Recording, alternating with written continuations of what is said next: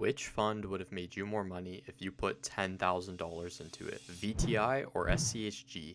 I've collected all of the data over the last 15 years for both and simulated this, and the results will shock you. Both of these ETFs are very popular online, as SCHG is known for high potential growth, but VTI has a long history of steady returns. As we compare these ETFs, we'll look at key investing metrics, such as their past and current performance, holdings review, dividend payments, and a side-by-side comparison to review exactly what could have happened if you invested $10,000 into each of them 15 years ago. Let's take a look at our first competitor, SCHG.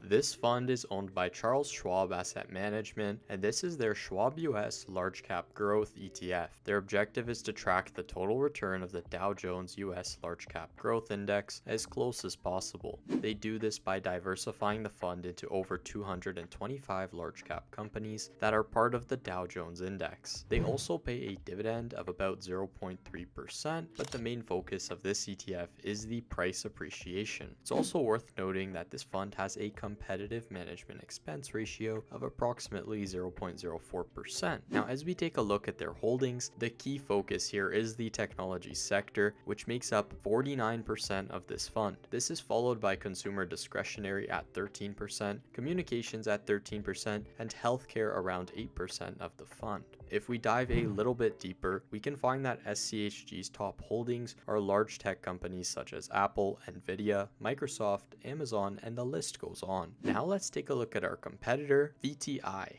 This fund is owned by Vanguard, and this is their total stock market ETF. Their objective is to track the US Total Market Index, which includes large, mid, and small cap equity companies. There are approximately 3,600 companies within VTI, making them a diversified ETF. They do pay a dividend, but similar to SCHG, the main focus here is the price appreciation. They also have a pretty competitive management expense ratio of approximately 0.03%. Now let's take a look at their holdings. Their top sector is technology at 34%, followed by consumer discretionary at 15%, and then financials, healthcare, and industrials are all around 11%. Now, although they are made up of over 3,600 companies, the top holdings are still tech giants like Apple, Microsoft, Nvidia, and Amazon. There are still many large cap companies driving the growth in this ETF.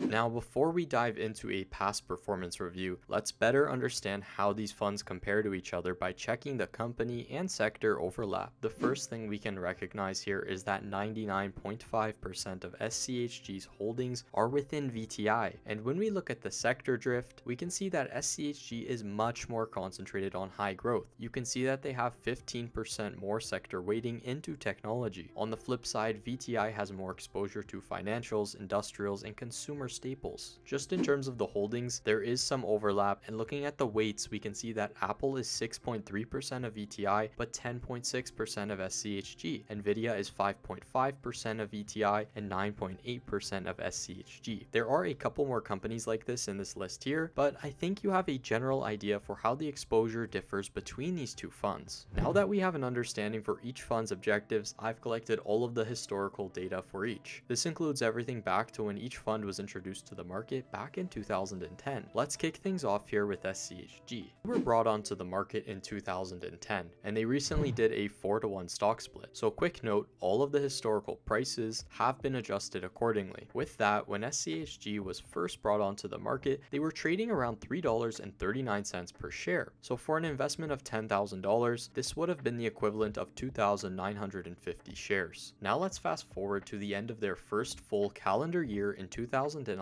The share price would have now been around $3.75, and they would have also paid some dividends along the way. By reinvesting those dividends, the shares would now increase to $2,973, and the total return could have been around $1,100, representing a 11% increase so far. Now, moving into year 3, bringing us to 2013, SCHG would now be trading around $5.50. So a significant increase so far, and the dividends would have also continued along the way, bringing the total total shares up to 3,008. Now, most importantly, the total return of this investment could have now been around $6,600, representing a 66% return. Now, let's look at one more timeline at the 7-year mark before we jump over to VTI. So in 2007, shares would have now been trading around $8.75. This would have been double the initial purchase price back in 2010, and looking at the total return, it would have been $17,000, representing a 170% return. Now, before we dive into things and continue to the end, let's see how VTI could have done in these same time periods. VTI was introduced to the market in the early 2000s, but to compare with SCHG, we'll simulate using the historical data from the same time period. So back in 2010, VTI was trading around $54 per share, and using a $10,000 investment, this would have been the equivalent of around 184 shares. If we move along to the end of the first full calendar year in 2011, VTI would have now been trading around $63 per share, and there would have been quite a few dividends along the way. The total return just 1 year in could have been $2,100 or 21%.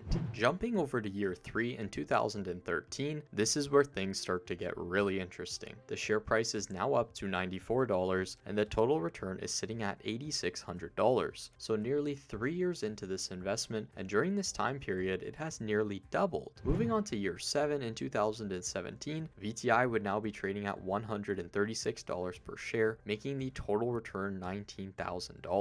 Now let's finish off here with some side-by-side comparisons. We'll first look at year 10 of this investment starting in 2020. So VTI would have had a total return around $32,000 or 326%. The dividends would have made up around $4,500 of those returns. Now on the flip side with SCHG, the total return could have been around $38,000 or 388%, and dividends would have made up around $1,400 of those returns. And last but not least, February 2025, SCHG's total return for a $10,000 investment could have been around $82,000 or 820%. Comparing this directly to VTI, a $10,000 investment could have turned into $62,000 or 622%. Now these are impressive returns for both funds, and we'll go through a few graphs just to visualize these past results a little bit better. So this graph here displays the total return using the past results. SCHG is in the blue line and the VTI is shown in the red line. Now remember, SCHG's goal is high growth and VTI's is market diversification. So we can see around 2022, SCHG took some losses from a total return of $54,000 to $37,000. On the flip side, in the same time span, VTI took a loss from $44,000 to $36,000. Now both funds recovered over the next few years, with SCHG growing faster than VTI, but this demonstrates the volatility associated with growth-based funds. At the end of the day, it's up to your own risk tolerance and goals to see which one of these funds fit your portfolio and needs. Now, I've done tons of past performance and ETF reviews on this channel, and if you're interested, I've got 2 on the screen now that I think you may like. If you did enjoy this video, be sure to like and subscribe as it really helps me out, and as always, thanks for watching.